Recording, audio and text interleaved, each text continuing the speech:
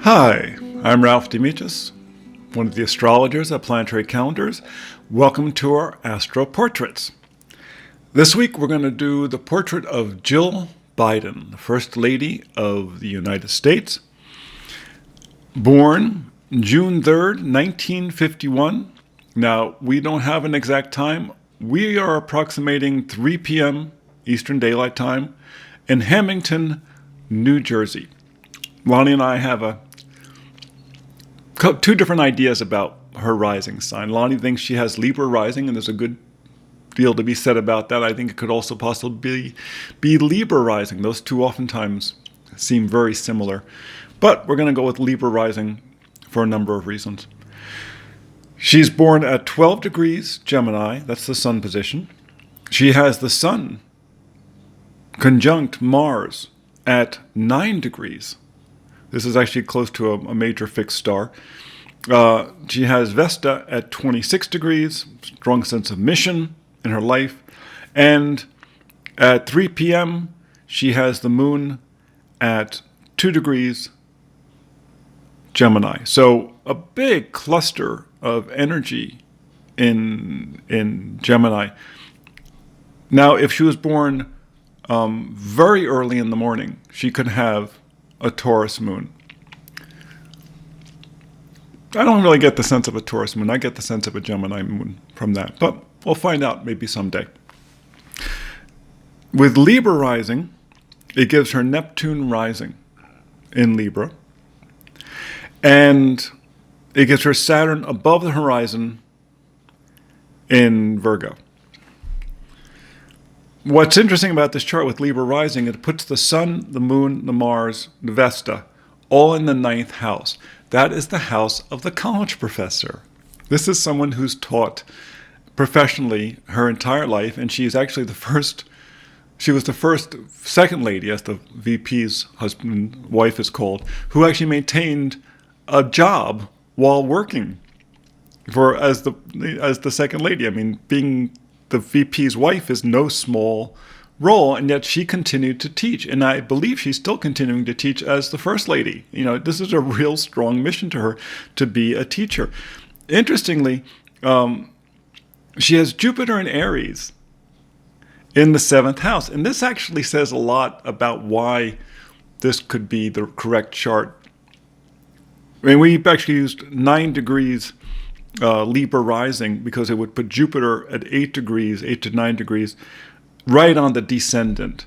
This would show her marrying a very powerful, martial person. And Joe Biden is born in Scorpio, the feminine ruler of Mars, ruling sign of Mars. So that would very much describe, Jupiter, a politician, very much describe Joe Biden as her husband. Marrying a very prominent, strong-willed person. What's interesting is both she and Michelle Obama both have Jupiter in Aries. They're born 12 years apart. Michelle is also born in the year of the rabbit, but 12 years later. Which is one of the reasons I think the two women got along so well. They had a similar interest in people. Jupiter in Aries is a sign that really likes people. They really learn a great deal from people. That's what their interest is about. So you have the sun in the 9th house with Mars and the moon, the teacher, Jupiter in the 7th house, marrying an important person. Libra rising, this is a person who is, Libra rising would, make a person very physically attractive or very graceful. It's also a person for whom their partnerships are very important. Very, very important. And you can really see in their partnership, they're very devoted to each other. Joe and Jill are very devoted to each other. And he, of course, was married before he lost his wife and his daughter in a car accident, in which his sons, were injured. So this is a second marriage. And what's interesting is when you look at the synergy chart, you look at the Bible chart, he has Sagittarius rising. So Gemini is his 7th house. In other words, it's the ideal sign for his wife. for his partner. And she has the sun and moon and Mars in his 7th house. So in many ways, she is like the perfect wife for him. With her having, if she has Libra rising, which kind of puts Jupiter in a Mars-ruled sign in the 7th house. So someone who has that kind of force of personality would really, serve her well. It would put his sun in her 2nd house. It's the house of the earth. It's the house of grounding. She was a teacher. Her life was always the 9th house, out there in the world with students. And the 2nd house and the 4th house are the 2 most grounded houses. And for her, it added a grounding. Now, what's interesting is that it actually this chart would put her midheaven in the 10th house. So a career as mother, the moon, but her moon's in Gemini, right? Well, Gemini, the twins. And when she married Joe Biden, she became stepmother, in truth, true mother, because, they had lost their mother, or second mother, Gemini, too, for 2 boys. Gemini is the twins. It's the male twins, the 2 boys. And she became the mother for that. She has Uranus there at the midheaven, which would mean an unusual family, an unusual way of mothering. Or also Uranus has to do with accidents, becomes a mother kind of by accident, through an accident. When Uranus moved into Cancer, and she has Uranus in Cancer, that generation in there was really the beginning of what you call the blended family. There was a tremendous number of divorces within that generation.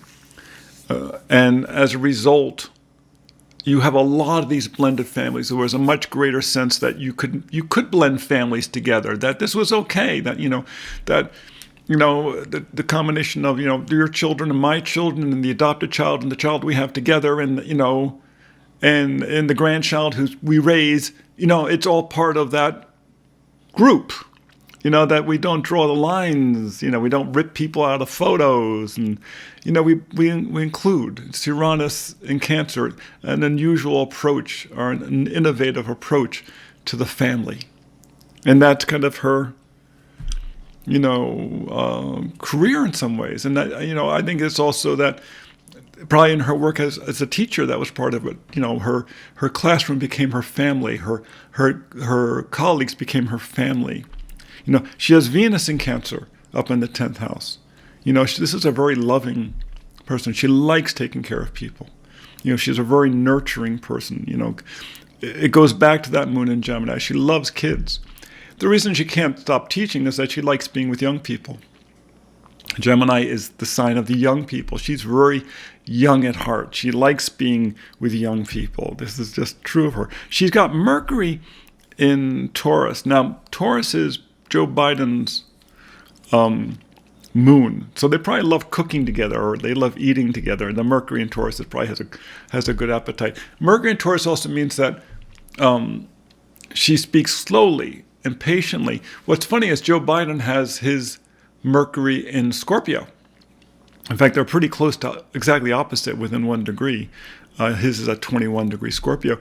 Mercury is one of these planets in relationships that many times the best connections are in the squares and the oppositions. Why? That's odd. Sextiles, trines, that's what makes things easy. Why would Mercury want the squares and the oppositions? Because the 4 signs, right? The signs that of its dignities are all these squares to each other. The 2 rulers are Virgo and Gemini. They're square each other, right? The detriments, or you might call introvert positions, are the signs opposite, so it forms a big square. It's the 4 mutable signs.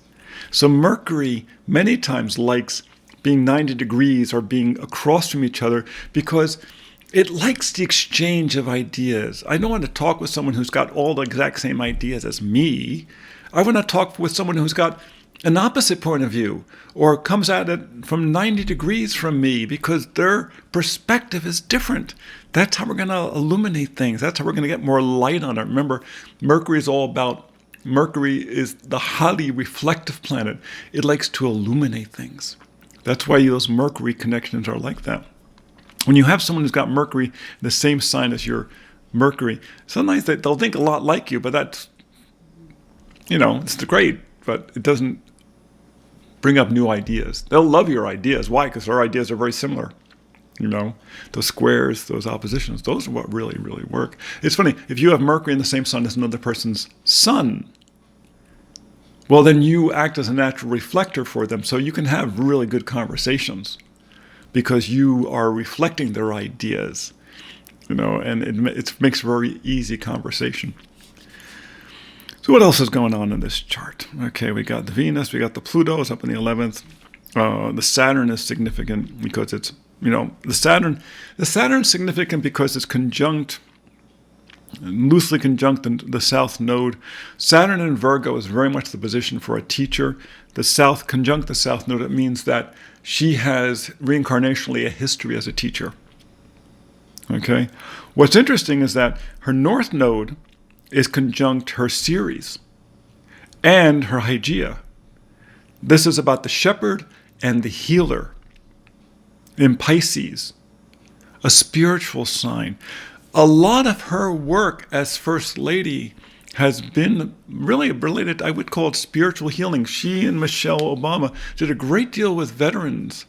Well, the veterans they're talking with are people who are in challenge and they're dealing with health challenges. The number of suicides among veterans has just been horrific. And they've spent a lot of time with them. And she's also done a great deal with education. So this spiritual healing of being a shepherd and being a healer, this brings her a great deal of personal growth. Where being a teacher, being part of the establishment, Saturn and Virgo, South Node, that's easy. That she falls off a log and does that. She does that, as her default position. But that spiritual healing, that being a shepherd, that really brings her a lot of personal growth.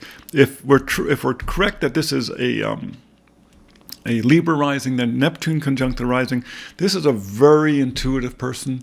She's a big viewer. She picks up a lot of information. She's a true believer. If it was Leo rising, there'd be Pluto rising, which means she'd have kind of a deep drive. But I think Lonnie might be right, that I think this is a Libra rising. She has tremendous grace, and a great belief in her partnerships, and in fairness. So, that's Jill Biden's chart. I hope you found it interesting. Quite a remarkable lady, or America's First Lady. And make sure you come back and see us on Tuesdays. That's when we do our astro portraits. And we also do our forecast on Friday. You can find both of them at Planetary Calendar Astrology with Ralph and Lonnie on YouTube. And you can also find them at planetarycalendar.com, where you can also find, of course, your planetary calendar and all of our various different books. So until next time, be well.